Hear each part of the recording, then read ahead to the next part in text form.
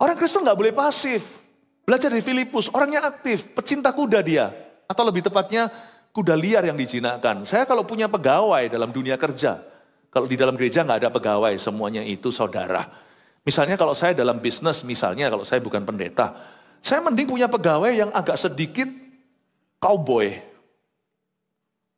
Nggak hanya lihat ceklok pulang, dia kepingin berkreasi, kepingin melakukan sesuatu, malah justru berlebihan.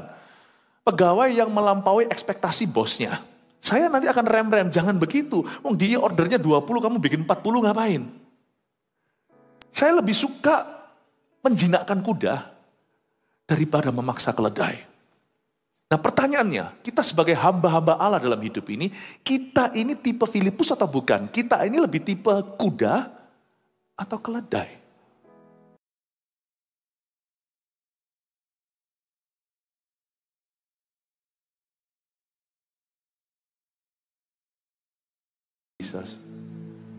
Aku mengasihimu. Ajari kami ya Tuhan itu hidup benar. Ajari kami juga untuk menjadi orang yang baik. Sehingga kami bisa ya Tuhan membawa kasih-Mu pada orang lain. Izinkan kami untuk melihat rencana-Mu, bukan melihat pada problema pergumulan kami. Untuk masuk hadirat-Mu kami tanggalkan semua beban. Karena kami hendak menerima pesan dari Tuhan. Mau duduk diam, mendengarkan Kau, menerima pengajaran yang akan mengubahkan, yang menghidupkan kami sekalian. Bapa, Kau ada di tengah kami. Roh Kudus-Mu bekerja, sembunyikan hamba-Mu di balik salib Yesus. Supaya ya Tuhan Yesus setiap mata tertuju kepadamu. Dalam nama Yesus. Amin. Praise the Lord. Berikan tepuk tangan untuk Tuhan Yesus. Shalom semua, silakan duduk. Di Tuhan ya. Hari ini kita akan belajar tentang 12 rasul, saya bahas 5. Menu ibadah munculkan, saya kasih judul tema besarnya 12 rasul, siapa mereka, dampak dan sejarah mereka. Yuk Bible study, kita akan belajar firman Tuhan. Anda gak usah ke seminari, gak usah sekolah Alkitab, saya bawa apa yang saya pelajari langsung ke hadapanmu. Ambil catatan, jangan lupakan apa yang Anda pelajari, karena hari ini kita nggak hanya belajar Alkitab, tapi juga sejarah. Nanti ujung daripada setiap khotbah saya itu aplikasi untuk kehidupan. Filipus. Nah kita baca sama-sama, Matius 10 ayat 1 sampai 4. Boleh sekali lagi saya undang Anda bangkit berdiri membaca bagian Alkitab ini. Matius 10 ayat 1 sampai 4. Ini adalah daftar murid-murid Yesus dan mengapa mereka dipanggil Tuhan. Yesus memanggil ke-12 rasul, kita baca bersama dalam hitungan ketiga, 1, 2, 3. Yesus memanggil ke-12 muridnya dan memberi kuasa kepada mereka untuk mengusir roh-roh jahat dan untuk melenyapkan segala penyakit dan segala kelemahan. Inilah nama ke-12 rasul itu. Pertama, Simon yang disebut Petrus dan Andreas saudaranya. Dan Yakobus anak Zebedeus dan Yohanes saudaranya. Filipus dan Bartolomeus, Thomas dan Matius, pemungut cukai, Yakobus anak Alfeus dan Tadeus, Simon orang Zelot dan Yudas Iskariot yang mengkhianati dia. Silakan duduk. Sebagian dari rasul-rasul Yesus Kristus ini banyak ayatnya di Alkitab, tapi sebagian besar terlalu sedikit untuk kita temukan apa-apa tentang mereka. Makanya saya cari dari tradisi dan sejarah gereja juga untuk melengkapi pengajaran saya hari ini. Kebaktian 1 saya bahas seorang rasul yang kurang dibahas, yaitu Andreas. Petrus banyak orang tahu. Nanti Oktober saya bahas Petrus. Andreas ini kokonya.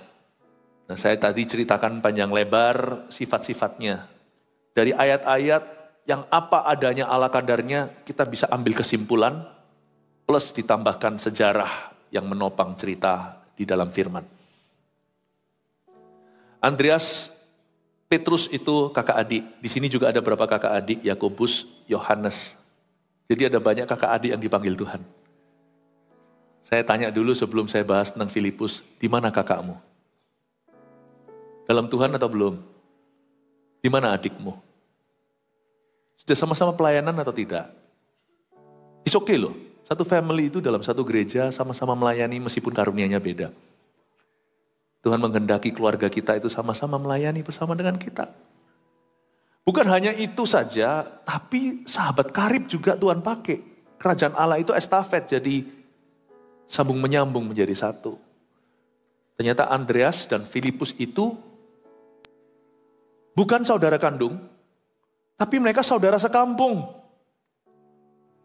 Saudara sekampung, mereka sama-sama dari Betsaida. Sebuah kota yang seringkali muncul dalam kitab Injil. Tuhan juga ingin memakai Anda untuk memenangkan teman-teman dekat Anda.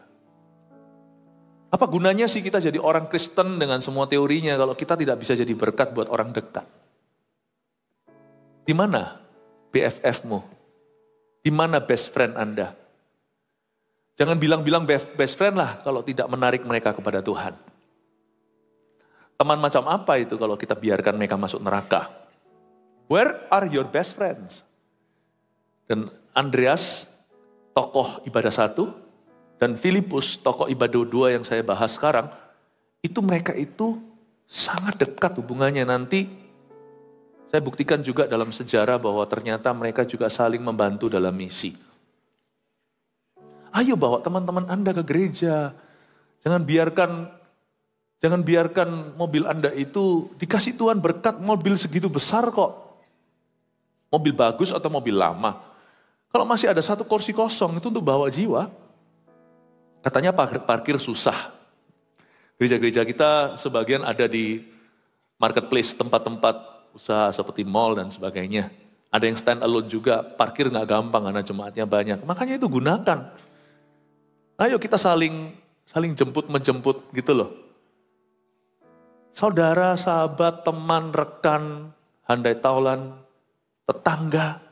Ayo mari kita sama-sama pergi ke sekolah minggu Tuhan. Yang saya maksudkan bukan kebaktian anak kecil. Tapi mari kita belajar firman. Masuk hadirat Allah bersama. Filipus sama Andreas saya kasih sedikit background story. Mereka itu dekat. Lalu Filipus sambung menyambung nih. Nanti akan ada ceritanya, Filipus itu membawa temannya lagi. Jadi common friends ya, kita itu punya common friends ya. Saya kenal orang itu, ya kan? Orang itu kenal Anda. Jadi kita ada common friends, ada segitiga persahabatan.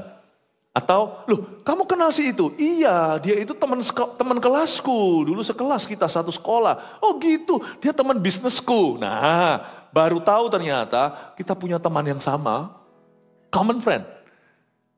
Andreas sama Filipus itu teman dekat. Ya, jadi Filipus itu temannya Andreas, kokonya. Dia tidak terlalu kenal mungkin, ya paling tahulah sama adiknya Petrus. Tidak pernah terlalu dibahas Filipus sama Petrus. Tapi Filipus selalu sama Andreas, jangan bingung ya. Kalau kita drakor aja bisa hafal kok si ini, bin Yun Yun bin Bihun. Dunia Tuhan kita harus lebih ngerti lah tentang Alkitab. Itu semua fiktif, yang ini adalah sejarah. Filipus itu mungkin kalau dulu waktu kecil suka bertamu di rumahnya Andreas, ya gantian datang ke rumah siapa, mungkin ketemu sama adiknya. Nanti baru kakak adik menjadi rekan sama-sama kerasulan. Nah Filipus nanti bawa Nathanael, Bartolomeus kepada Tuhan. Luar biasa ya. Jadi saya ingin supaya Anda ngerti, lihat ya bahwa Tuhan itu kerajaannya itu keluarga.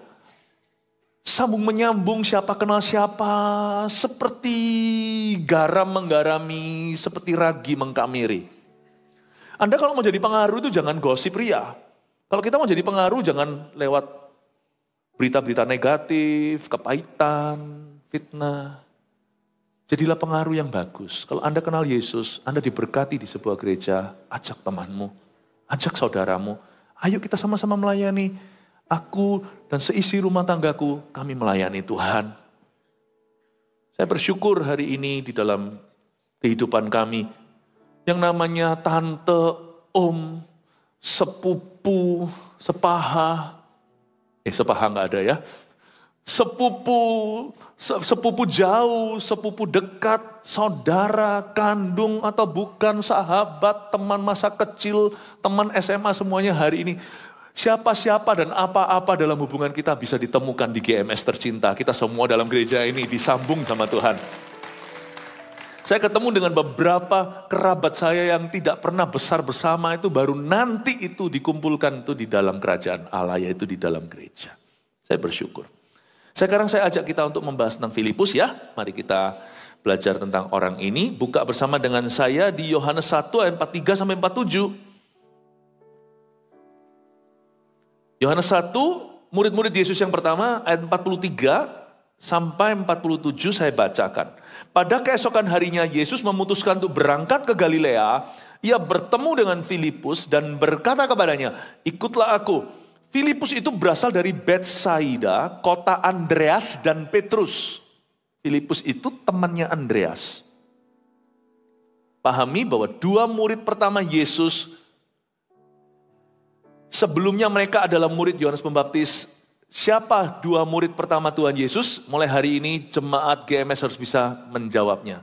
Dua murid pertama Yesus bukan Petrus dan Yohanes. Yang pertama kali dari 12 itu yang mengikuti Yesus, mereka dulunya murid Yohanes Pembaptis adalah Andreas dan Filipus. Oke ya? Filipus itu berasal dari Betsaida, kota Andreas dan Petrus, ayat 45. Filipus bertemu dengan Natanael dan berkata kepadanya, kami telah menemukan dia yang disebut oleh Musa dalam kitab Taurat dan oleh para nabi, yaitu Yesus anak Yusuf dari Nazaret. Kata Natanael kepadanya, mungkinkah sesuatu yang baik datang dari Nazaret? Kata Filipus kepadanya, mari dan lihatlah. Yesus melihat Natanael, datang kepadanya. Lalu berkata tentang dia, lihat inilah seorang Israel sejati, tidak ada kepalsuan di dalamnya. Sampai sana dulu. Kita bahas tentang Filipus. Filipus ini adalah salah satu daripada 12 Rasul Yesus Kristus yang namanya paling unik. Karena namanya dia itu full Yunani. Sedangkan nama-namanya murid-murid yang lain seperti Yohanes, Yakobus itu nama-nama Yahudi. Alkitab bahasa Indonesia itu bagus. Kalau bahasa Inggrisnya Yohanes namanya John. Kalau Yakobus namanya James. Sebenarnya bahasa aslinya Yohanes itu apa? Ya Yohanes. Jadi bahasa Indonesia itu lebih mirip sama bahasa Ibraninya. Yakobus siapa? Yakobus di bahasa Indonesia bahasa aslinya apa? Yakobus. Bagus. Jadi Alkitab bahasa Indonesia itu lebih mendekati asli. Tapi Filipus ini aneh. Latar belakang dia itu, ya tentunya dia orang Israel. Tapi kenapa orang tuanya kasih nama dia Yunani ya? Mungkinkah dia itu adalah orang Yahudi yang gak terlalu Yahudi? Mungkin orang Yahudi yang lebih apa ya? Orang Yahudi yang lebih dibesarkan dalam kebudayaan yang berbeda. Mungkin rumah tangganya punya culture Yunani kali. Pernahkah Anda melihat orang Indonesia yang ke barat-baratan? Ngomong bahasa Indonesia pun tidak fasih. Mungkinkah Filipus itu seperti itu? Ada orang Indonesia juga yang ke Arab-Araban. Ada orang Indonesia juga yang mungkin dia tinggal di luar negeri lama. Sekarang bahasanya lebih fasih Mandarin misalkan. Ini adalah Filipus itu punya sebuah kebudayaan kita tidak pernah tahu. Seluk-beluk family-nya. Tetapi dari namanya kita tahu bahwa dia itu sangat kental dengan budaya Yunani. Nanti Anda lihat di Kisah Para Rasul. Pertikaian pertama itu antara janda-janda yang bicara bahasa Ibrani dengan janda-janda yang bicara bahasa Yunani. Dua-dua orang Yahudi. Makanya pusing kepala rasul-rasul angkat 7 diaken ditumpangi tangan. Di antara 7 diaken yang ditumpangi tangan itu salah satu namanya Filipus. Beda sama Filipus ini, jangan bingung ya. Filipus yang itu adalah Filipus penginjil. Dia bukan rasul. Ini Filipus yang rasul. Jangan sampai kita bingung. Waktu itu terjadi pertikaian, perbedaan kok rasa nggak fair. Yang Yahudi yang bicara bahasa Yunani kok kurang diperhatikan. Di dalam gereja kadang-kadang ada isu-isu ras yang terjadi. Para rasul-rasul tidak sengaja ras apa, semua kan berdasar karunia. Gereja itu bukan tentang ras atau suku bangsa. Gereja itu karunia Allah. Siapa melakukan pelayanan apa itu sesuai dengan kemampuan yang Allah berikan. Gereja juga tidak pandang status ekonomi, status sosial. Gereja juga tidak memandang kita itu bahasanya itu dialeknya apa. Gereja juga tidak memandang kesukuan, tidak memandang warna kulit. Siapa bisa apa, itu semua berdasarkan kasih karunia Allah. Jangan dijadikan isu. Gereja mula-mula menjadikan itu isu. Menjadikan permasalahan. Sehingga para rasul punya hikmat Allah. Karena gereja masih belum dewasa, diangkat 7 diaken. Untuk memberikan perhatian khusus kepada nyonya-nyonya Yahudi.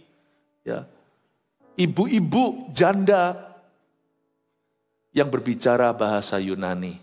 Tidak dibedakan dengan mereka yang bicara bahasa Ibrani. Paham ya? Saya kasih sedikit tuntun pelan-pelan sebelum saya ngomong soal Filipus. Allah itu mengerti bahwa sekalipun kerajaan Allah itu satu, tidak ada Yunani, Yahudi, tidak ada orang besar, orang kecil, nggak ada. Tapi Tuhan itu memanggil manusia dari berbagai macam kebudayaan.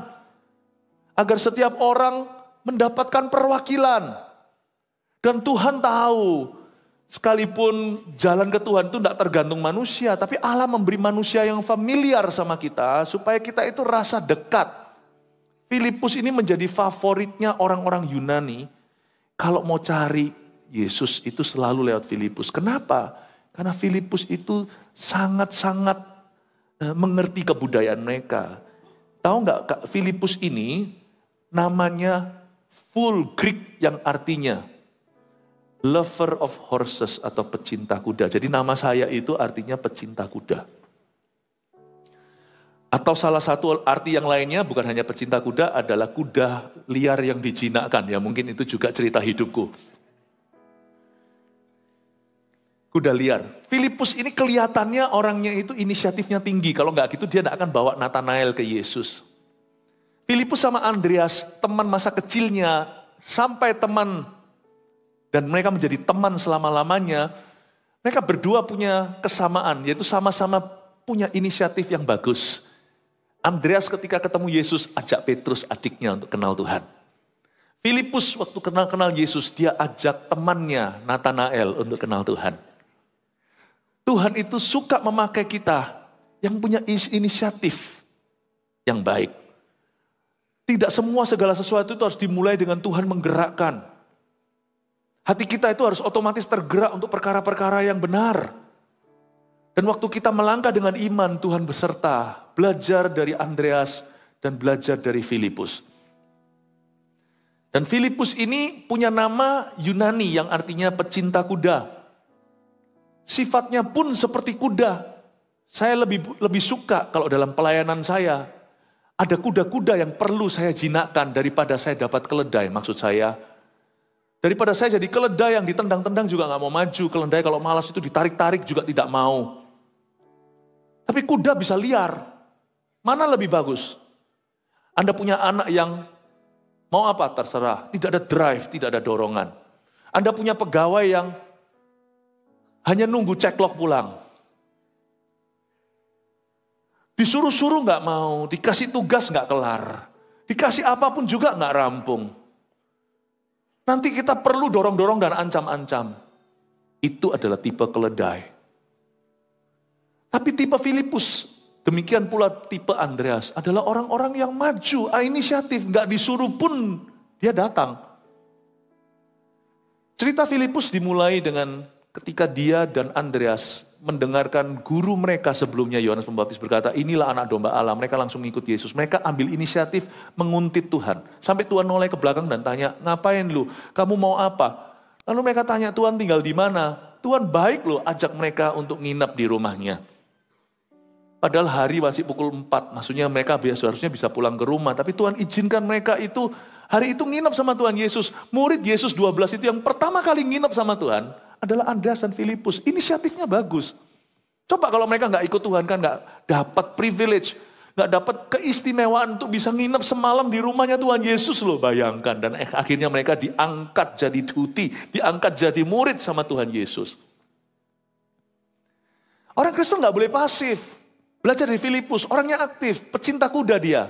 Atau lebih tepatnya kuda liar yang dijinakkan. Saya kalau punya pegawai dalam dunia kerja, kalau di dalam gereja gak ada pegawai, semuanya itu saudara. Misalnya kalau saya dalam bisnis, misalnya kalau saya bukan pendeta, saya mending punya pegawai yang agak sedikit cowboy. Nggak hanya lihat ceklok pulang, dia kepingin berkreasi, kepingin melakukan sesuatu, malah justru berlebihan. Pegawai yang melampaui ekspektasi bosnya. Saya nanti akan rem-rem, jangan begitu. Dia ordernya 20, kamu bikin 40 ngapain? Saya lebih suka menjinakkan kuda daripada memaksa keledai. Nah pertanyaannya, kita sebagai hamba-hamba Allah dalam hidup ini, kita ini tipe Filipus atau bukan? Kita ini lebih tipe kuda atau keledai? Gereja kita ini tipe kuda. Bukan karena dipimpin oleh gembala sidangnya namanya Philip. Kita tuh jalan. Sehingga banyak orang yang tipe keledai, spiritnya. Mereka akan bertanya, kenapa sih ngotot? Bahasa Surabayanya, kenapa ngoyoh? Kan gini aja kan santai, kan enak. No. Karena saya tahu kita mau bagaimanapun, secepat apapun kegerakan kita gak akan pernah melampaui tuayan. Pengerja itu selalu kurang. Berapa banyak orang yang hari ini masuk neraka, detik ini juga TikTok, orang mati terus dan binasa. Kita gak akan pernah bisa melewati itu. Nggak akan bisa melampaui ekspektasi Allah. Ada orang kalau berdoa itu latah. Oh kami terlalu percaya. How could you overbelieve? Kita nggak mungkin iman kita sebulat biji sesawi, segede gunung sekalian. Tidak akan pernah melampaui kebesaran Allah. Jangan pernah berkata kau terlalu percaya. Kita nggak bisa terlalu percaya, nggak bisa terlalu mengasihi, nggak bisa terlalu mengampuni, terlalu memberi. Saya lebih kuda. Pecinta kuda, tapi kuda liar yang dijinakkan. Kadang-kadang Tuhan yang harus rem Paulus. Stop sampai Bitinia. Paulus ngotot masuk. Nggak bisa, nggak dikasih visa. Mau masuk ke Asia. Itu Paulus kalau terus ya, kalau diizinkan Roh Kudus. Itu terus dari Asia. Ini bukan Asia Tenggara, Indonesia, Asia sekarang. Ini Asia Minor, Turki. Bapak Ibu. Itu kalau dia terus sikat ke atas Syria, terus Lebanon, terus. Paulus bisa berakhir di India, bisa ke Thailand, bisa sampai Indonesia. Itu Paulus kalau nggak direm, dia bisa ke timur. Tapi Tuhan arahkan dia ke barat, yaitu ke Roma, Spanyol, Itali. Di situ dia mati. Kita orang Indonesia tidak boleh biasa punya roh keledai. Hari ini kebangunan rohani, bukan gereja Indonesia yang akan memimpin, tapi gereja Indonesia tidak boleh terbelakang. Kalau enggak gitu kita tuh biasa untuk lempar-lemparan Bapak Ibu. Lempar-lemparan tuh gimana? Oh ngebiarin orang Korea aja. Korea itu sekarang menurun kerohanian. Nggak ada anak muda. Taiwan udah nggak berkembang. Situasi yang terjadi dengan China. Asia ini kosong, vakum. Vakum kepemimpinan, kebangunan rohani. Negara Barat, Amerika, Eropa malah nunggu Asia. Banyak kekristenan di negara barat melempem semua. Indonesia tidak boleh lagi menjadi bangsa yang menerima misionaris. Indonesia harus menjadi a missionary sending nation. Kita nggak boleh begitu. Pengusaha di Indonesia nggak boleh hanya sekedar, oh pokoknya saya mau kerja supaya saya kaya. Anak-anak Tuhan yang dalam kerajaan Allah harus mengenakan mentalitas kerajaan sorga. Anda itu hanya bendahara kerajaan Allah. Anda boleh nikmati hidup ini, rezeki dari Tuhan. Tapi itu bukan tujuan. Orang-orang muda sekarang yang sekolah di tempat ini harus punya roh seperti Filipus. Saya selalu beritahu pada anak-anak muda kita. Sana mau belajar computer science kayak, mau belajar psikologi, mau belajar finance. Bukan hanya yang teologi ya. Ingatlah visi misinya gereja kita. AOG, Army of God, anak-anak mudanya adalah building churches in our youth. Aku akan membangun gereja dengan keahlianku. Nggak jadi full timer itu segelintir aja. Pendeta itu cuma berapa? 1% kali. Tapi semua kita adalah pembangun. Kita nggak boleh lagi punya mentalitas menunggu. Nah, Yesus berkata, kamu harus bawa Injil sampai ke ujung dunia, jadikan semua bangsa muridku. Nah, kalau semua Amerika ujung dunia, kalau kita merasa ujung dunia itu harus dimenangkan oleh negara tertentu, ujung dunia itu nggak ada. Bumi itu bulat. Sadarkah Anda, bumi itu bulat, ujung dunia itu nggak ada, tergantung. Kalau Anda sekarang ada di Amerika, di Eropa, ujung bumimu itu Papua. Tapi sekarang kita sudah ada GMS Jayapura, ujung bumimu Eropa. Bumi itu gak ada ujungnya. Ujung bumi sungguhan itu kutub utara, kutub selatan. Saya sih gak kepingin khotbahi penguin. Saya sih gak pingin menangkan beruang. Gak ada ujung dunia itu. Ujung dunia itu kesadaran. Setiap gereja tahu bahwa aku harus libat. Mendirikan 1000 gereja 1 juta murid itu apa sih? Visi itu besar. Orang berkata, kenapa kita ngotot? Buat apa ambisi? Come on lah, gak boleh munafik. Orang kerja aja punya ambisi kok, mau beli rumah, mau beli apa. Ambisiku bukan itu, ambisiku jiwa. Masa gak boleh? Sekali kita hidup di dunia ini ya buat itu berarti gitu loh. Saya sendiri kok jadi pendeta, saya gak mau jadi pendeta yang kejar apa? Saya mau kejar jiwa. Jangan larang. 1000 gereja 1 juta murid itu besar. Indonesia itu hampir 300 juta jiwa. 1 juta murid itu apa artinya? Itu bahkan bukan 1%. Kita tidak usah ikut-ikutan gereja lain. Lebih kurang gereja kita terus belajar sendiri. 1000 gereja 1 juta murid. Cukup besar bagi GMS, rasanya wow. Tapi dilihat dari sudut pandang Allah. Dari satu negara ini aja. 1 juta itu apa artinya? Kalau ada gereja yang tidur tidak punya visi, terserah mereka, kita doakan supaya Tuhan bangunkan. Orang berkata kita ambisi, kita ngoyoh, kita ngotot, terserah mereka. Dari sisi mana kau pandang? Kalau dari sisi orang masuk neraka, menurut saya tidak. Bahkan dari visi 1 juta jiwa, 1 juta murid yang kita sekarang kerjakan ini, mungkin di dalamnya adalah anak-anak orang-orang yang mencemoohkan kita. Mungkin di dalamnya adalah cucu daripada orang-orang yang melawan kita. Di antara 1 juta yang akan kita selamatkan adalah keluarga-keluarga musuh kita. Biarlah orang ngomong apapun, kita diam aja. Terus bekerja di ladangnya sampai Tuhan datang. Haleluya. Filipus. Saya rasa profetik dulu ya, mama saya kasih saya nama Filipus. Padahal sebenarnya mama saya nggak ngerti artinya. Saya tahu ceritanya waktu mama kasih saya nama Filipus itu, saya diceritai papa mama. Itu karena mama lihat berita, Pangeran Philip itu loh, suami daripada Ratu Elizabeth. Mama bilang, wah pangeran ini kok cakep dan tinggi gitu, kasih nama ya, puji Tuhan lah ya. Tidak ada hubungannya sama saya ini khotbah ya, saya cuma cerita-cerita aja, ngobrol-ngobrol. Bahwa saya senang sekali bahwa Filipus di Alkitab ini inspirasi. Kita mesti lari. Kita mesti inisiatif. Tidak ada namanya kekristenan itu. Kristenan itu tidak ada hubungannya sama roh pasif, itu tidak ada. Kalau Anda pasif sebagai orang Kristen, Anda bukan orang Kristen. So, Kristen dan pasif itu tidak jodoh. Orang Kristen yang sungguhan dari hati pasti rindu bertumbuh. Pasti rindu dipakai sama Allah. Kalau enggak gitu, roh siapa yang tinggal dalam diri Anda? Kalau roh kudus di dalam diri Anda, dia itu hidup dan bergerak. Kalau roh di dalam diri kita itu adalah roh dunia, makanya kita tidak tergerak. Roh apa yang tinggal atasmu? Di dalam diri seorang Filipus ada cinta untuk Yesus. Puji Tuhan. Saya ingin Anda melihat dulu Filipus ini orangnya inisiatifnya seperti apa. Kita lihat sekarang ayat 43. Pada keesokan harinya Yesus memutuskan untuk berangkat ke Galilea.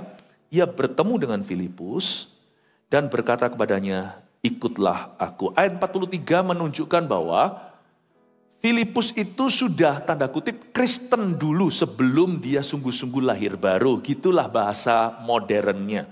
Sebab Filipus itu adalah muridnya Yohanes Pembaptis. Jadi dia sudah religius. Sebagian di antara kita di sini, waktu bergabung di gereja ini, Anda bukan non-Kristen sebelumnya. Anda sudah Kristen sebelumnya. Kadang-kadang itu rencana Allah membawamu kepada ladang pengembalaan. Membawa Anda kepada ladang misi. Filipus itu waktu ikut Yesus, dia tidak mulai dari nol. Filipus waktu ikut Yesus, dia sudah punya pengetahuan rohani. Dia itu muridnya Yohanes Pembaptis, jangan lupa. Lalu waktu Yesus berangkat ke Galilea, di situ dia bertemu Filipus. Lalu Yesus berkata sama Filipus, ikutlah aku.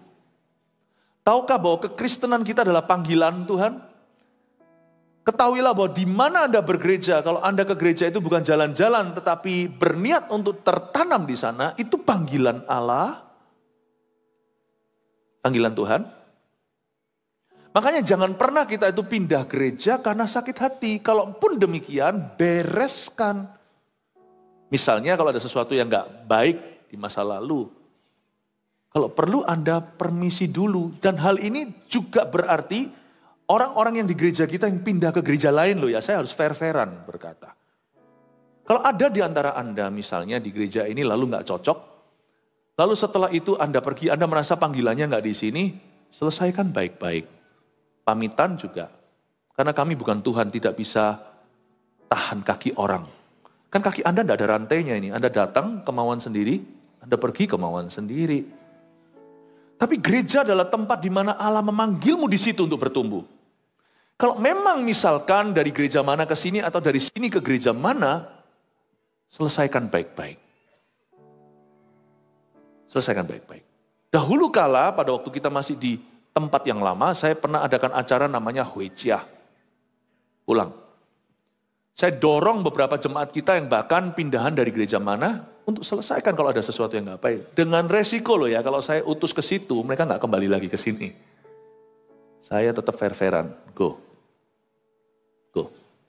Ada juga jemaat yang membawa buah, lalu dengan pemimpinnya yang lama dan berkata gini, lalu habis itu pamitan. Demikian pula kami harapkan kalau ada semacam itu terjadi, dari tempat ini, Anda juga lakukan yang sama. Sebab orang tidak bisa tertanam dalam gereja membawa trauma. Nggak bisa. Dan kalau ada orang dari gereja mana pindah ke gereja kita misalnya, mesti harus mengikuti kebudayaan gereja ini. Harus mengikuti tatanan yang ada. Filipus itu tidak, waktu dia ikut Yesus dari Yohanes Pembaptis, Tuhan Yesus pun tidak punya bad blood, tidak punya perasaan persaingan dengan Yohanes. Tuhan Yesus memuji Yohanes Pembaptis. Bahwa di antara setiap manusia tidak ada yang lebih besar dari Yohanes. Tapi murid-murid Yohanes pindah kepada Yesus. Dan tidak ada trauma. Mereka berlanjut setelah itu mengikut Tuhan. Saya ingin juga untuk mendorong Anda supaya Anda maksimal dalam gereja manapun, sini atau sana. Firman itu harus netral. Saya khotbah gini bukan sebagai posisi saya sebagai gembala sidang. Tapi waktu saya mengajarkan firman, saya sebagai guru untuk firman Tuhan ini diajarkan, saya harus mengajarkan yang adil dan benar. Bapak, ibu, saudara jemaat yang saya kasihi, dimanapun Allah menanammu di tempat baru, misalkan pindah dari Yohanes Pembaptis ke Kristus, Anda tidak boleh membawa trauma. Anda harus selesaikan apa yang di belakang. Kalau enggak, Tuhan akan Tuhan akan uji engkau ulang dan ulang di tempat baru. Kapanpun, manapun, masalahnya tidak terletak pada gerejanya. Masalahnya terletak pada dirimu. Amin Bapak Ibu. Saya pelajari Filipus transisi pindah. Tetapi dia bisa mengikut Tuhan Yesus dengan baik dan benar. Ayat 44. Filipus itu berasal dari Betsaida, kota Andreas dan Petrus. Betsaida di sini artinya house of fish. Bethel. Beth itu artinya rumah, El itu Allah, El Shaddai. Karena itu Bethel itu artinya rumah Allah, tempat Yakub melihat tangga ke sorga itu, tempat itu disebut Bethel. Bethlehem itu artinya rumah roti. Tapi Bethsaida artinya rumah ikan. Kadang-kadang itu sangat profetik ya. Jangan superstisi lihat nama kota kita. Nama kota itu ada yang bagus, ada yang tidak. Surabaya misalnya, itu kan sura dan buaya. Itu terjadi perang dalam cerita konon rakyat. Jakarta, apalah. Nama-nama itu ada, Balikpapan. Papannya dibalik-balik juga. Gak tahu, setiap nama itu pasti ada historinya. Pontianak. Tapi coba Anda perhatikan bahwa Tuhan itu gak hanya memilih individu loh. Allah itu memilih kota. Sadarkah Anda? Dari Betsaida keluar paling tidak yang diketahui 3 rasul, Andreas, Petrus, dan Filipus. Kebangunan rohani tahun berapa di Indonesia itu banyak hamba-hamba Tuhan keluaran Surabaya. Itu banyak. Banyak hamba Tuhan keluaran Semarang. Itu banyak sekali hamba-hamba Tuhan besar. Banyak hamba Tuhan keluaran Bandung. Seolah-olah Tuhan memilih Bandung. Itu sungguhan. Sadarkah Anda? Bahwa Allah juga bisa memilih kota, terjadi kebangunan rohani di situ, dan muncul banyak rasul yang diutus dari sana. Jikalau di kota itu ada orang benar yang membayar harga, biasanya kota itu akan menjadi medan pemilihan. Tuhan terus menerus berikan kasih karunia. Gak diragukan lagi, Amerika tentunya banyak misionaris. Amerika sekarang dengan Amerika dulu itu beda Amerika. Amerika sekarang beda, kita masuk di situ bingung mau WC itu ada cowok, ada cewek, ada cowek. Saya nggak jelas, saya bahaya di situ masuk ke WC saya kalau ke kamar mandinya, ke toilet gitu ya di tempat umum gitu. Kalau itu istri saya, anak saya mesti barengin. Tiba-tiba ada cowok di dalam, nggak bisa dituntut. Aku merasa cewek kok, udah di cowok di dalam WC-nya cewek gimana? Kalau dia merasa cewek, siapa berani pegang dia? Siapa berani larang? Amerika dulu, Amerika sekarang lain lah. Amerika zaman dulu itu pada waktu didirikan sebagai bangsa negara itu sebagian besar daripada bapak-bapak negeri itu. Founder-foundernya itu adalah hamba-hamba Tuhan, anak-anak Tuhan. Gak heran berapa keturunan misionaris dari situ. Kemana-mana. Betul-betul misionaris dari barat itu luar biasa. Sekarang waktunya Indonesia dipilih Tuhan karena yang terdahulu akan menjadi terkemudian bersama dengan yang terkemudian akan menjadi terdahulu maksudnya. Kalau yang terdahulu menjadi terkemudian harus jadi terdahulu lah.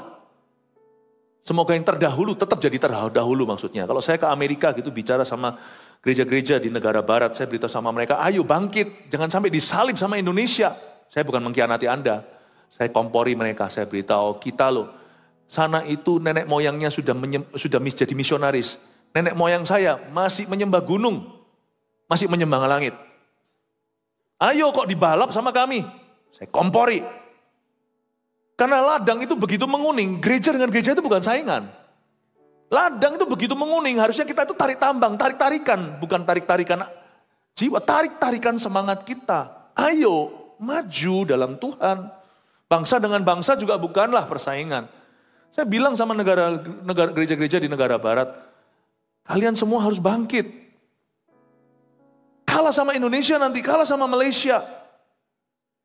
Kalau waktu di Indonesia saya sebut begini, ayo, mereka sekarang sedang melempem, kita bantu, kita yang harus bangun. Gereja Indonesia tidak boleh melempem. Gereja Indonesia harus bangkit, tidak boleh ada jemaat biasa, karena seluruh dunia membutuhkanmu. Kalau kita hanyalah misalkan gereja di Surabaya, kita hanya untuk Surabaya, santailah Bapak Ibu Saudara. Tapi kalau seluruh dunia mengalami kematian dan pingsan rohani, misalkan Surabaya satu-satunya harapan, semua Anda harus jadi jenderal. Janganlah kacamatamu, cara pandangmu itu terbatas. Janganlah picik pikiran. Kalau enggak kita berada di kota Surabaya, misalnya nih Surabaya kena terus ya. Kita bisa aja mikir hanya untuk Surabaya. Kalah sama orang dunia aja sudah pikirannya globalisasi. Kalah sama anak-anak muda yang sekarang semuanya di sosial media itu membumi.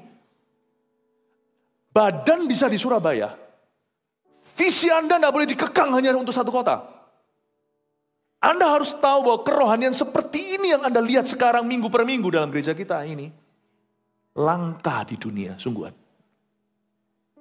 Saya belum cerita, minggu yang lalu waktu saya khotbah di Kebaktian 1, saya beritahu. Saya pergi ke sebuah negara belum lama yang lalu, saya nggak bisa sebut negara karena ini sensitif.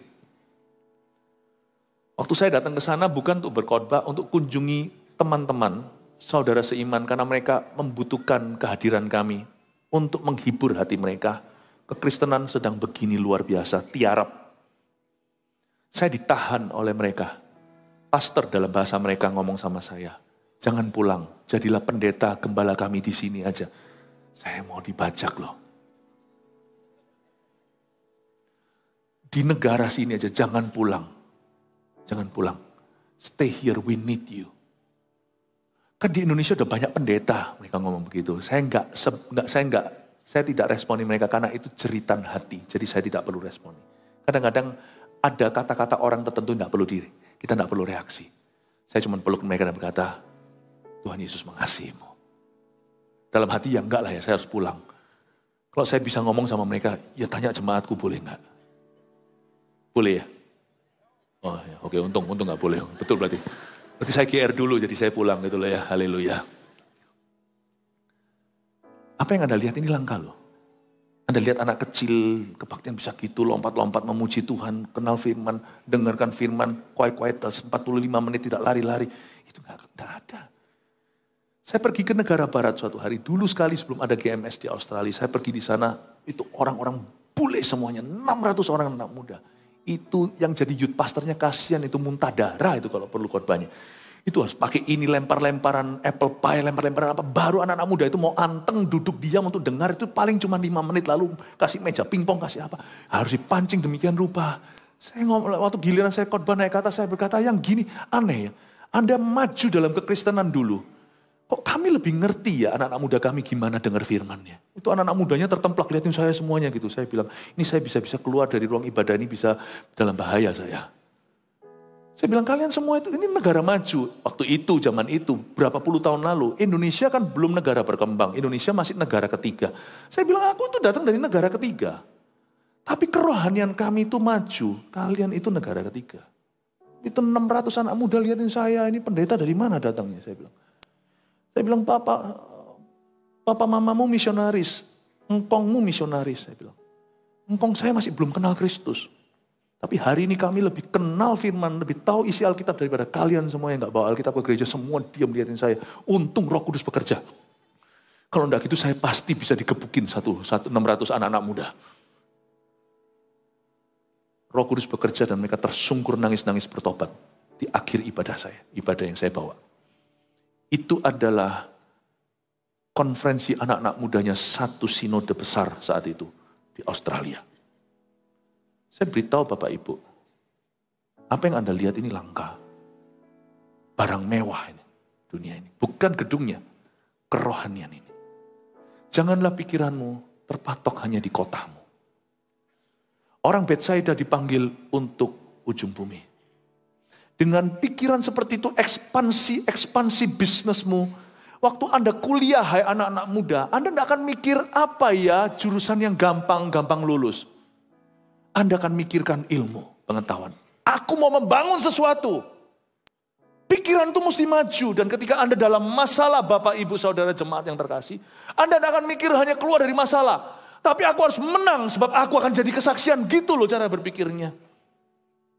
Orang Betsaida dientas sama Tuhan menjadi rasul-rasul.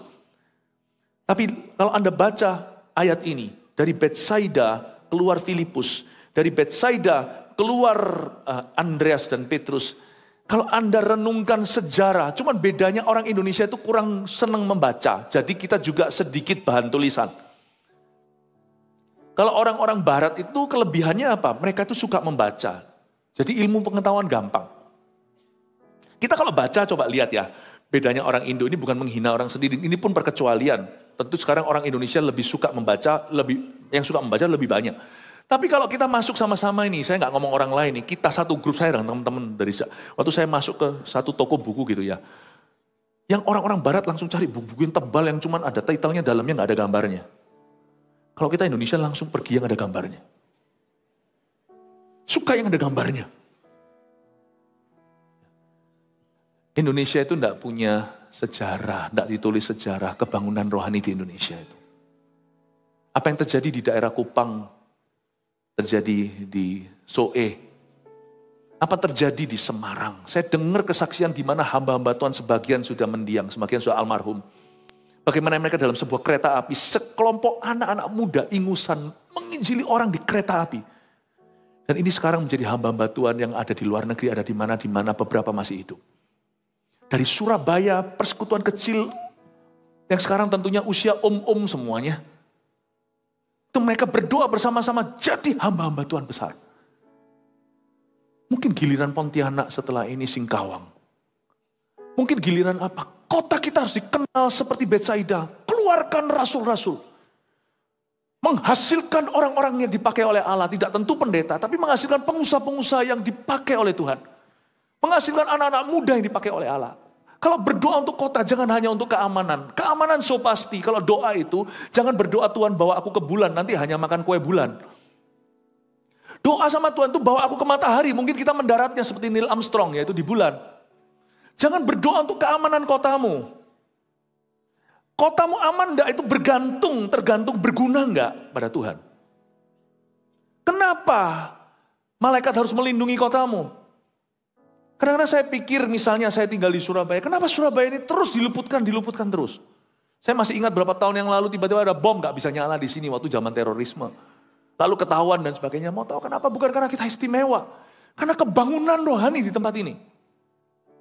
Amin Bapak Ibu Saudara. Berdoalah supaya Tuhan itu memakai kota kita, memilih kota kita. Dan membangkitkan orang-orang besar dari kota kita untuk kerajaannya. Niscaya pastilah, tidak usah doa minta aman. Kotamu dijaga berlapis-lapis oleh malaikat Allah. Kasih tepuk tangan untuk Tuhan. Betsaida keluar beberapa rasul. Saya berdoa supaya akan muncul lagi hamba-hamba Tuhan besar. Orang-orang yang dipakai Tuhan, generasi-generasi kebangunan rohani. Ayat 45, Filipus bertemu dengan Natanael. Nah sekarang Filipus bertemu dengan Natanael nih. Dan berkata kepadanya, kami telah menemukan dia yang disebut oleh Musa dalam kitab Taurat dan oleh para nabi, yaitu Yesus anak Yusuf dari Nazaret. Ini yang disebut dengan penginjilan lewat teman. Filipus bawa Natanael. Natanael ini saya kasih bocoran, itu ibadah berikutnya. Natanael ini juga yang disebut Bartolomeus. Zaman dulu nama itu ada beberapa, ya. Nama ada beberapa, ada banyak kesamaan, misalnya di Indonesia banyak yang namanya Agus Saputra, Agus Wijaya, itu dua Agus yang beda papa mama. Tapi Agus itu juga dikenal dengan nama lain, Ahau,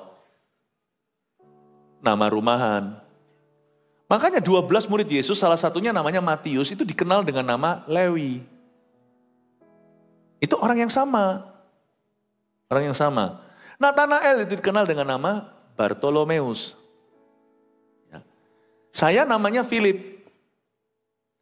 Tapi kalau saya di Jepang dipanggil Filipu Sensei. Soalnya orang Jepang nggak bisa berhenti sampai P. Filipu. Pasti ada lanjutannya. Sensei itu pendeta. Kalau saya di Taiwan, nama saya beda. Felimus.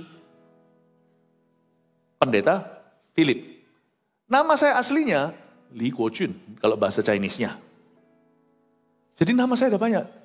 Saya lah Filipu. Saya juga Li Guojun. Saya juga Philip Mantova. Orang yang sama. Nathanael dan Bartolomeus, orang yang sama. Filipus ini dengan Filipus, diaken 7 orang yang tumpang tangan terus pergi ke Samaria, orang lumpuh berjalan. Ingat ya? Lalu Filipus membaptis seorang dukun itu loh, penyihir orang pintar namanya Simon. Yang ikut kebaptis lalu nantinya menawarkan uang sama Simon yang lain. Jangan bingung ya, Simon Petrus. Gua kasih duit ya, berapa ya duit itu? Aku bisa tumpang tangan orang terima bahasa roh kayak gitu, itu gimana caranya? Berapa sih harganya? Aku bisa tumpang tangan orang reba terima manifestasi kuasa Roh Kudus. Itu gimana caranya? Berapa ya harganya? Saya transfer ya. Itu Simon Petrus ngamuk, Simon versus Simon itu. Satunya Simon Petrus Rasul, satunya Simon si dukun. Itu cerita semua dalam pelayanan Filipus, tapi Filipus yang lain, bukan Filipus ini. Itu Filipus sang penginjil, Philip the evangelist. Ini Filipus Rasul, Philip the apostle, ini 2 orang yang berbeda. Dan Filipus Rasul ini ngajak Natanael. Natanael ini orang yang baik sekali. Dia berkata, kami sudah menemukan dia yang disebut oleh Musa dalam kitab Taurat. Ayat 46, coba lihat Natanael ngomong apa.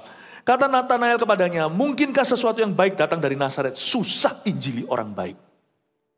Natanael ini baik orangnya. Yesus pun mengakui, kalau kita ngaku-ngaku baik, gak tentu orang baik. Kalau orang yang lebih baik dari kita ngakui kita orang baik, nah berarti kita orang baik. Betul ya? Natanael ini orang yang baik. Yesus pun mengakui di ayat 47 kata Filipus kepadanya, mari dan lihatlah. Natanael gak mau percaya, injili orang baik itu susah, sungguhan susah. Kita mau mengunjili orang yang lebih baik dari kita itu rasanya dari mana jalan masuknya. Orangnya paling cuma bilang, loh aku ini kan sudah baik, gak pernah salah sama siapa. Kenapa saya butuh Tuhan? Kenapa saya butuh pengampunan? Kenapa saya butuh pertobatan? Jangan-jangan yang suruh saya bertobat ini butuh bertobat, paham maksud saya? Susahnya nginjili orang baik ya.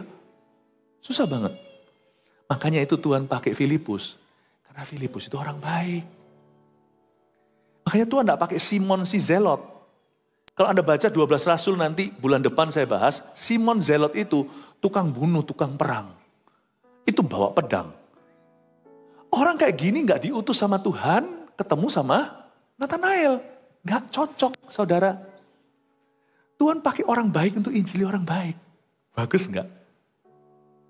Makanya pentinglah jadilah orang baik. Jangan berkata yang penting pokoknya aku ngalami mujizat Allah. Gak semua itu mempan pakai mujizat. Pakai kesaksian segalanya. Kalau orang gak melihat hidupmu benar, gimana orang bisa percaya ketika Anda bawa berita yang benar? Betul kan? Seorang presiden dikasih minum sama satu orang. Tidak diminum apalagi kalau negara dalam perang. Tapi kan kalau kasih minum itu adalah istrinya. Kalau yang kasih minum adalah seorang pegawai kepercayaannya sudah 30 tahun bersama. Diminum sama dia. Bukan minumnya yang salah. Jadilah pembawa berita baik itu. Miliki kepercayaan orang lain, perjuangkan. Makanya pentingnya kita itu memperjuangkan kepercayaan orang lain sama kita itu bukan supaya kita dapat pekerjaan. Itu adalah alasan yang rendah. Pentingnya kita memperjuangkan kepercayaan manusia. Jangan mentang-mentang berkata pokoknya Tuhan tahu hatiku. Ya Tuhan tahu hatimu tapi hanya manusia. Tapi manusia perlu melihat buktinya. Kenapa kita perlu membuktikan di depan orang supaya orang itu percaya sama kita? Mengapa kita memperjuangkan kepercayaan mereka? Supaya kita berhak berbicara atas nama Tuhan dalam hidup mereka. Makanya seorang suami mesti harus jadi suami yang benar dan baik. Supaya bisa terus bicara ke dalam hidup anak-anaknya dan membimbing mereka dalam takut akan Allah. Kenapa seorang istri perlu baik dulu sama suaminya sebelum ajak dia ke gereja? Misalnya suaminya belum mau ke gereja, mereka berdua dulu-dulunya belum kenal Tuhan lalu menikah, lalu istrinya diselamatkan tengah jalan. Kenapa Anda perlu berbuat baik dulu? Jangan terlalu marah, kecewa, putus asa kalau suaminya tolak mentah-mentah. Belum waktumu, beli karcis dulu. Pembawa beritanya itu harus beli kepercayaan. Tuhan sudah mempercayaimu, manusia masih menunggu buktinya. Amin Bapak Ibu Saudara. Perusahaan Anda juga kenapa produknya belum laku? Ya Anda perlu bangun brandingnya dulu. Branding itu kepercayaan customer. Itu percayaan customer. Nah itu perlu dipertahankan. Bapak Ibu Saudara, Natanael ini tidak semerta-merta langsung mau diinjili siapa-siapa.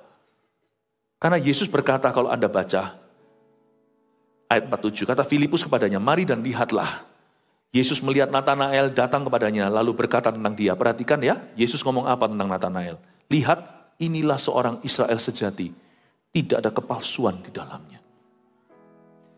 Dengan kata lain, Yesus berkata Natanael ini orang jujur. Tidak pernah palsu-palsu, tidak pernah bohongi siapa-siapa. Makanya Tuhan utus Filipus. Kalau Anda baca Filipus ini, Filipus itu orang baik. Dari keluarga baik-baik. Ada orang berkata, enggak apa-apa. Wah Tuhan tuh suka memakai orang-orang yang dulunya jahat. Orang-orang yang dulunya itu mungkin pemuja setan bertobat terima Yesus. Lalu dikelilingkan gereja-gereja kesaksian. Itu kulitan.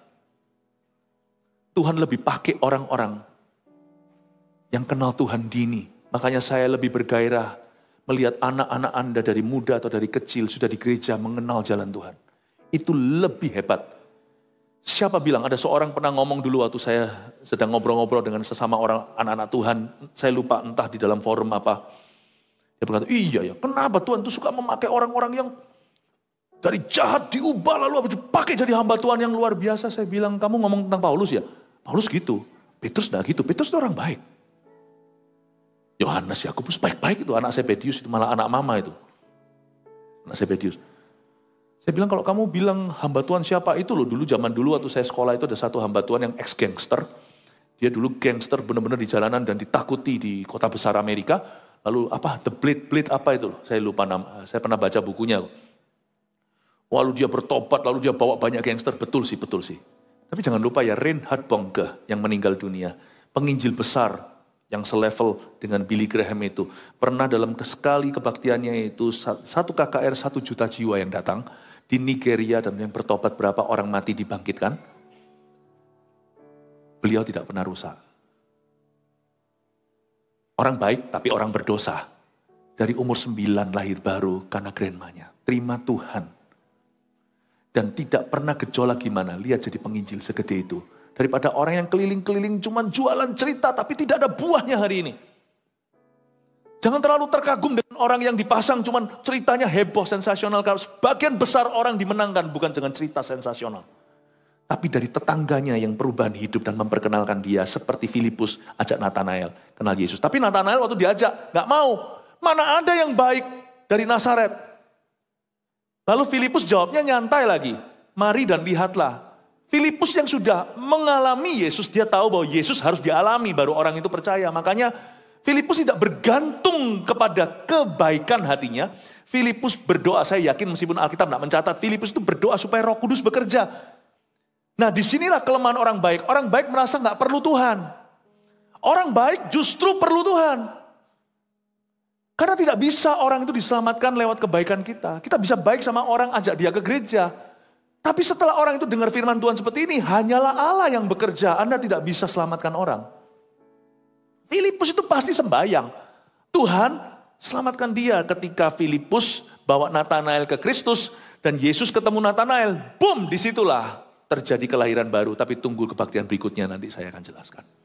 Nathanael gimana lahir barunya. Dan kalau kita baca hari ini, ternyata saya menemukan bahwa Tuhan itu memakai latar belakang kita.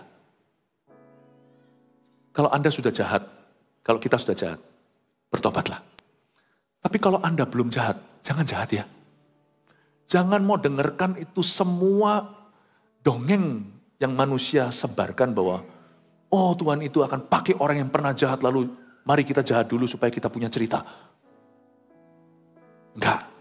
Ada orang membunuh masuk penjara, keluar penjara dia kesaksian. Memang di dalam penjara dia kesaksian orang lain di jamaah. Iya, Tuhan bisa pakai segala perkara. Tapi enggak harus kita itu ke neraka dulu baru bisa masuk surga. Amin Bapak Ibu Saudara. Filipus ini luar biasa. Saya kasih tunjuk satu lagi ayat aja. Yohanes 20 dimunculkan di sini ayat 20 sampai 23. Saya tunjukkan bahwa Tuhan bisa memakai latar belakang kita. Filipus ini saya yakin dia fasih berbicara bahasa Yunani. Munculkan di sini. Bisa ya? Yohanes 12 ayat 20 sampai 23. Udah? Ya udah. Sambil ditunggu ya, ayatnya kalau sudah muncul beritahu saya. Yohanes 12 ayat 20 sampai, udah, ini dia. Di antara mereka yang berangkat untuk beribadah pada hari raya itu, terdapat beberapa orang Yunani. Catat ya. Next. Ayat 22, come on, quick. Filipus pergi memberitahukannya kepada Andreas. Ini temannya dia loh, Andreas. Dre, manggil Dre. Ini orang-orang Yunani tanya aku. Andreas dan Filipus menyampaikannya pula kepada Yesus. Lalu ayat 23, Yesus berkata, tapi Yesus menjawab mereka katanya, telah tiba saatnya anak manusia dimuliakan. Pertanyaan saya, kenapa orang-orang Yunani itu cari Filipus? Karena namanya. You see, Tuhan akan memakaimu untuk memberkati dulu orang-orang yang serupa denganmu. Orang-orang yang berada di dekatmu. Orang-orang yang relevan dengan keadaan situasi kondisimu. Orang-orang di dalam suku kita. Orang-orang di dalam bangsa kita. Tuhan akan memakai kita. Tuhan akan memakai kita. Dan dari ayat ini saya bisa menemukan suatu kebenaran bahwa orang-orang Yunani itu dari 12 rasul pilihan. Waktu itu masih ada Yudas. Mereka mempeng datangnya sama Filipus. Karena orang Yunani waktu cari Yesus. Gak bisa ketemu sama Yesus. Cari Petrus. Dia ngerti apa tentang kebudayaan kita. Cari Yohanes dia gak tahu. Selot jauh. Yudas Iskariot. Aduh dia dingin. Filipus lah pilihannya. Tahukah Anda lah Yesus terdekat bagi orang-orang yang serupa dengan Anda? Anda tanda kutip Yesus terdekat. Tempat kerja Anda. Dan saya tidak ngomong ini soal ras. Waktu Korea lagi tiarap seperti ini, waktu kami ke situ, lebih mudah diterima. Karena kita sama-sama Asia. Waktu saya khotbah di depan mereka, dan mereka itu terbuka begitu aja. Dengan begitu mudahnya. Bahkan ketika suatu hari dulu saya pernah khotbah di Belanda, jauh sebelum ada GMS di sana, orang-orang Belanda, hamba-hamba Tuhan itu semuanya sangat reseptif dengan orang-orang Indonesia. Kenapa? Karena kita Belanda Indonesia itu punya sejarah. Paham maksud saya ya Bapak Ibu Saudara? Orang Belanda tidak terlalu terbuka sama hamba-hamba Tuhan Amerika karena terlalu banyak trauma. Orang-orang Indonesia di mata orang Eropa, hamba-hamba Tuhan di sana itu kita masih murni. Makanya waktu saya khotbah di situ mereka tidak kenal saya, tapi mereka berbondong-bondong datang dari seluruh negeri. Itu pukul 1 saya masih ingat. Itu mereka nyetir dari mana-mana naik kereta, naik apa, datang untuk ketemu sama saya. Puluhan hamba-hamba Tuhan, gembala senior. Dan semuanya tingginya 2 kepala di atas saya.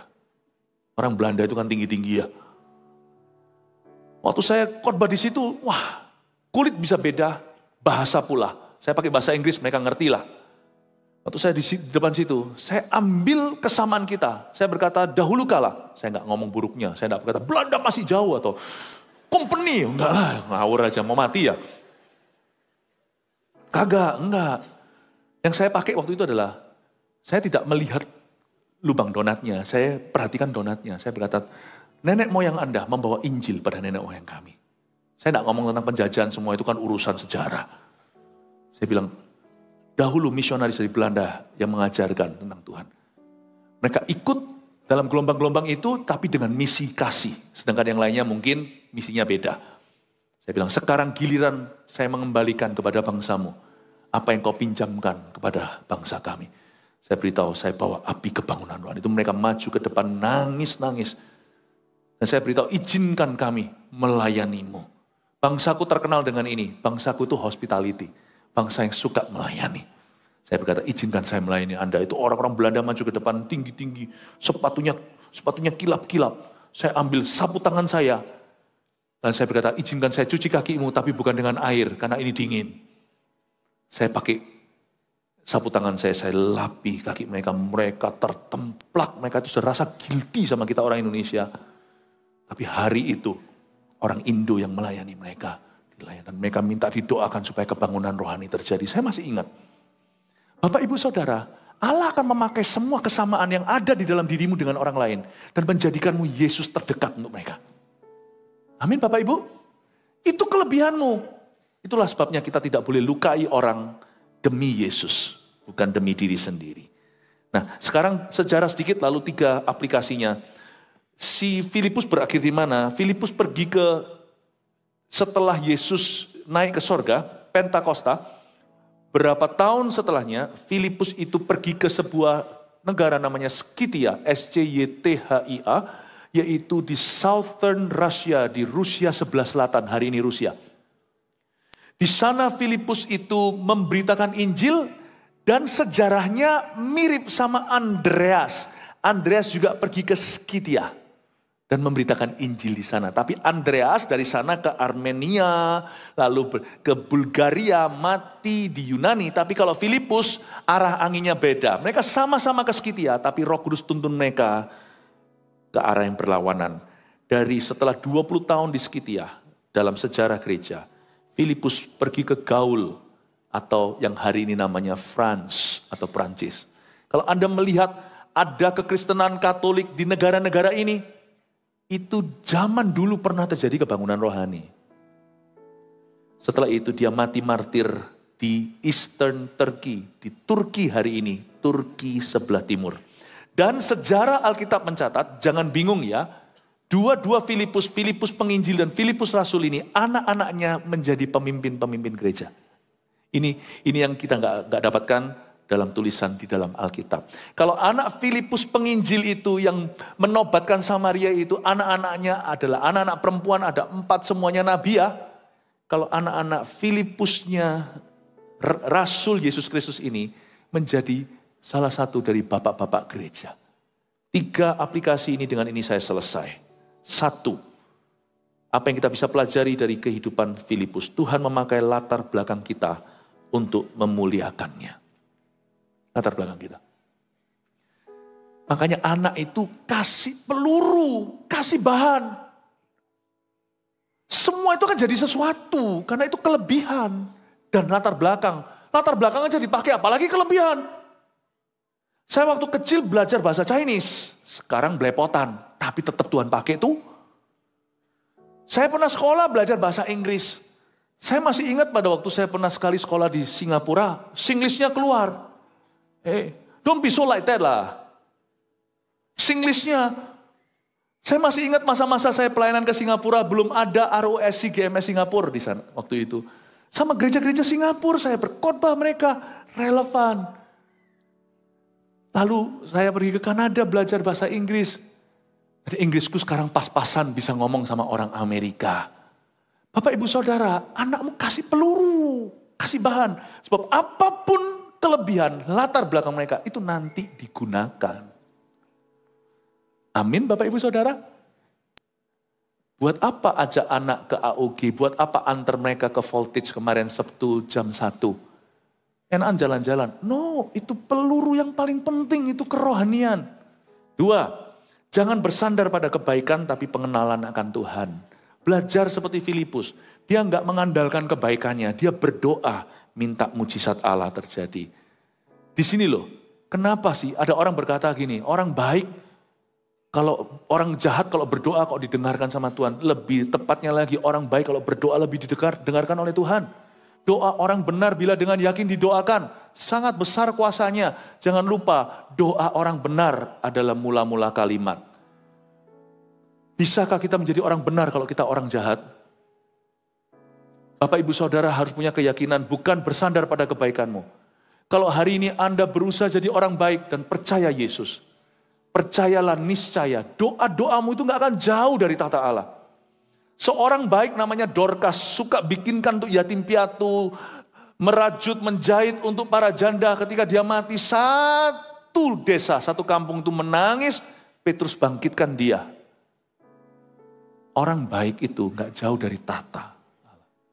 Jangan pernah berkata, buat apa kamu jadi orang baik, aku ditipu kanan kiri. Jangan diuji dengan cara gitu, jangan dinilai begituan. Orang baik itu dekat tatanya Tuhan. Berserulah. Mama yang baik kalau berseru untuk keluarganya, keluarganya selamat.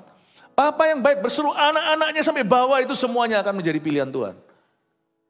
Gak rugi jadi orang baik, katakan kanan kirinya, gak rugi jadi orang baik.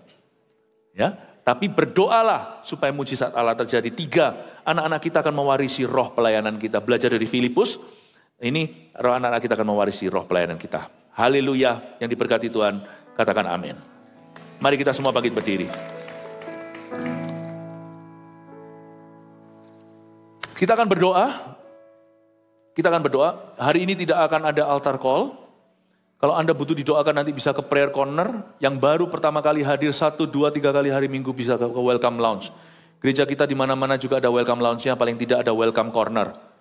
Bapak ibu saudara yang mau dibaptis juga hari ini bisa memberikan dirimu dibaptis. Tapi kita akan pakai kesempatan yang ada ini untuk bersyafaat. Saya minta kita berdoa karena ada kuasa dalam doa korporat. Anda ingat nggak berapa minggu yang lalu saya tayangkan di sini GMS yang dalam tantangan. Ingat ya? Ada GMS Tanjung Morawa, Binjai, Tabanan. Puji Tuhan. Saya kasih good news-nya. Yaitu salah satu GMS yang dalam tantangan yang sangat serius ini kemarin baru diresmikan oleh pemerintah, yaitu GMS Tabanan di Bali. Doa itu besar loh kuasanya.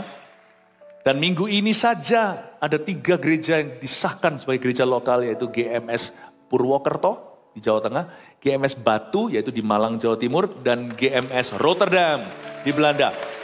Kalau yang Belanda besok berarti ya, hari ini Indonesia minggu dulu. Atau sebentar lagi mestinya ya, Rotterdam. Praise the Lord. Ada kuasa dalam doa. Mari kita berdoa. Ada 2 hal yang perlu kita doakan hari ini. Yang satu, saya minta agar kami, tim yang pergi ke Sarawak. Berapa hari lagi saya akan ada Sarawak. Malam Pentakosta hari pertama, malam Pentakosta hari kedua. Bukan untuk GMS, tapi untuk seluruh kota itu. Dahulu kita adakan di sana puluhan ribu rekor dalam histori sejarah negara itu. Dalam kota itu.